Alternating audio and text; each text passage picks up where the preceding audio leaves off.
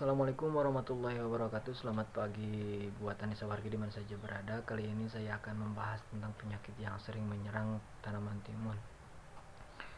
Apa penyebabnya, bagaimana pengendaliannya, dan bagaimana cara mengobatinya. Untuk video lebih lengkapnya kita intro dulu.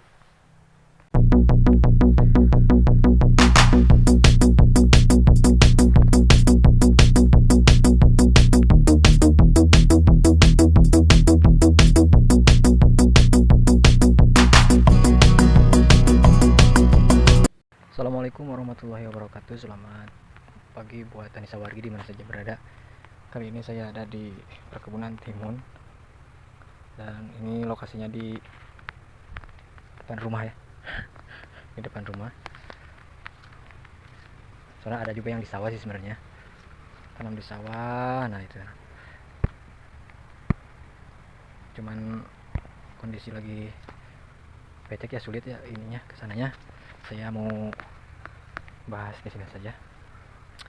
Kali ini saya akan membahas tentang penyakit yang suka menyerang timun ya. Mungkin saya tidak akan membahas semuanya, cuman saya akan membahas yang paling sering terjadi saja ya. Ya, diantaranya yang pertama layu bakteri, yang kedua layu fusarium. Kalau layu bakteri yang pasti diakibatkan oleh bakteri, dan layu fusarium itu diakibatkan oleh jamur. Perbedaan kedua penyakit ini yaitu dari masa penyerangannya ya. Kalau layu bakteri penyerangannya itu ditandai dengan pangkal pohon biasanya, pangkal pohonnya. Nah, ininya biasanya suka busuk dan otomatis kesininya tidak bisa, nutrisi tidak bisa mengalir, dan si daun-daunnya nanti layu. Butuh waktu untuk 2-3 hari biasanya mati kalau layu bakteri ya. Kalau layu fusarium hampir sama layu, cuman untuk pohon timunnya mati itu butuh waktu kisaran 1 mingguan lah, agak lama dari layu bakteri ya. Sehingga kita kalau untuk layu fusarium biasanya masih bisa menangani sejak dini. Kalau layu bakteri kadang-kadang kita tidak bisa langsung ya, langsung mengobati. Dan untuk efek penyebarannya menurut saya sangat cepat ya, karena ada beberapa bedengan juga yang saya tanam terkena, kayaknya sih terkena layu bakteri ya.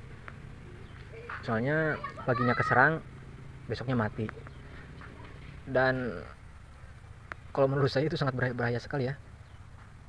Soalnya tanaman yang tadinya sehat pun bisa terserang dan cepat penyerangannya. Bahkan kemarin saya baru satu pohon, dan memang sih karena saya kurang teliti juga ya, esoknya hampir beberapa pohon kena, dan total sekarang 3 bedengan lah. Tapi kemarin sudah saya kendalikan dan alhamdulillah ada perkembangan. Dan untuk yang sudah terserang saya cabut semua ya, karena takut menyebar. Dan untuk teman-teman juga, jika ada pohon timun yang terlihat tanda-tanda seperti itu ya, kalau saran dari saya, yang pertama kita cabut dulu yang layu-layunya itu, yang layu. Tapi catatan, kalau bisa jangan sampai kita memegang memegang tanaman yang sehat, karena penyebarannya kalau yang saya alami ya, bukan hanya dari akar, tapi kadang-kadang ada daun yang layu, terus kita tahu apalah, kena tangan kita ke pohon yang lain, biasanya kena juga. Kalau dari pengalaman yang saya kemarin alami, bahkan paling parah kemarin, pohon busuk, daun busuk, dan sampai kena buah juga. Dan untuk teman-teman, jika ada pohon yang seperti itu yang terkena layu bakteri dan buahnya busuk, kalau bisa buang saja jauh-jauh dari perkebunan teman-temannya, dan jangan sampai dicampur dengan yang bagus atau yang sehat, karena bisa menular. Dan untuk pengendalian saya sarankan sih ada 2 cara ya. Sebenarnya sih kalau untuk mengobati agak sulit untuk mengobati, karena kemungkinan bakteri sudah banyak di bawah. dikarenakan kemungkinan kelembabannya sangat tinggi karena musim hujan juga, dan kemarin saya belum sempat pruning ya. Kalau ini kan sudah saya pruning semua, dan lokasi ini agak tinggi dibandingkan yang di sawah. Kalau di sawah kan air agak menggenang juga di paritan. Dan untuk pengendalian saya sarankan gunakan fungisida mau berbahan aktif propionep seperti merek dagang Antrakol bisa, cuman kita harus menggunakannya dari awal ya, dan rutin, kalau bisa 1 minggu sekali. Karena jika kita gunakan di saat sudah terkena atau terserang, kemungkinan bisa mengobati ya sulit, karena itu ditujukan sih untuk mencegah ya, karena kalau untuk mengobati kurang efektif. Dan yang kedua, bisa gunakan juga fungisida sistemik seperti kalau merek dagangnya Akrobat bisa juga. Kalau lebih efektif sih dicampur sebenarnya, lebih efektif dicampur saja dengan yang kontak biar serangannya lebih bagus ya. Kalau untuk sistemik kan masuk ke jaringan, cuman agak lambat memang. Kalau kontak langsung menyerang. Cuman yang harus diperhatikan sih sebenarnya ya harus rutin ya. Rahasianya sih harus rutin minimal 1 minggu sekali lah. Kalau ada serangan terlalu banyak, kalau masih ada serangan ya mungkin agak perbanyak lagi, 4 hari sekali mungkin, terus 1 minggu 2 kali bisa. Nah itu untuk fungisida kimia ya, sistemik dan kontak. Bisa menggunakan Antrakol atau Akrobat bahan sistemiknya, atau merek dagang lain lah bisa, ada banyak seperti Bion M, bahan aktifnya kan 2 tuh, Bion M, konsep, dan satu lagi lupa. Nah kalau saya di sini kemarin menggunakan fungisida agen hayati yang saya gunakan ya, karena saya ingin, kemarin kan ini sudah tanam 2 kali ya, dan untuk memperbaiki lahan juga saya gunakan kemarin fungisida agen hayati jamur trichoderma ya. Dan untuk ada nih, dan cukup efektif sih kalau menurut saya. Dan kenapa kalau trichoderma efektif, kenapa saya masih juga terserang ya, tanaman saya masih ada yang terserang? Itu dikarenakan saya kemarin tidak rutin ya, dan kalau yang terserang itu memang saya tidak adalah saya gunakan cuma sekali, dan kesannya saya kemarin gak sempet ya, dan kejadiannya seperti ini, terserang. Dan kalau sudah terserang ya sulit juga, hampir berapa pohon kemarin yang saya cabut ya. Dan untuk sebelahnya yang saya gunakan trichoderma rutin ya, alhamdulillah mulus, sehat. Nah makanya untuk teman-teman, saya tidak menyarankan bagusan fungisida kimia atau pakai agen hayati, saya tidak sih, cuman itu kembali ke teman-teman semua ya. Mau gunakan fungisida kimia ya gak masalah juga, mau gunakan fungisida agen hayati ya gak masalah juga ya.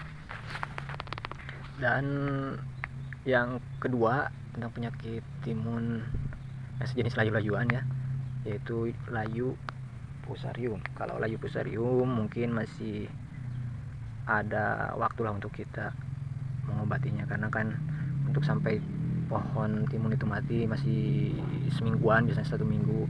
Dan tanda-tandanya kan pagi-pagi layu, sorenya biasanya sehat kembali. Nah itu layu fusarium. Kalau layu bakteri kan total layu, dan 1 hari bisa mati juga. Bahkan serangan paling parah sampai ke buah pun ikut busuk. Nah untuk teman-teman, sebenarnya yang paling efektif sih bukan mengobati ya, tapi mengendalikannya.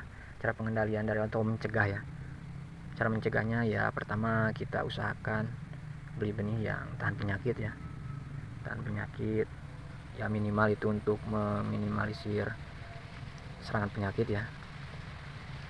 Yang kedua mungkin di media semai, jika kalian menanam timun di semai dulu, media semainya kita gunakan bakterisida, kita gunakan fungisida juga, dengan cara direndam bisa benihnya, dengan cara disemprot atau dicampur bisa. Yang kedua media tanam ya, usahakan dalam pengolahan lahan kita masukkan agen-agen hayati jika kita menggunakan fungisida agen hayati. Jika kita menggunakan fungisida kimia ya minimal kita rutin dalam penggunaannya, dan bahan aktifnya harus tepat juga ya, jangan asal-asalan. Dan yang ketiga mungkin di pruning daun karena biasanya bakteri dan jamur lebih cepat berkembang jika keadaan lembab, sangat lembab ya, apalagi di cuaca seperti ini, cuaca yang hujan terus ya. Kalau saya sih pruning itu ya kalau bisa harus lah kalau hujan seperti ini, apalagi jika pohonnya rimbun sekali ya, rimbun. Nah, usahakan kita pruning. Dan untuk pruning, kalau saya sih biasanya di bawah. Kalau saya pruning biasanya di mana ada bakal buah. Nah, di sana saya tidak pruning. Nah, kalau di bawah kan tidak ada bakal buah, saya pruning. Dan di pemupukan juga, kalau musim hujan seperti ini usahakan kurangi unsur N-nya ya.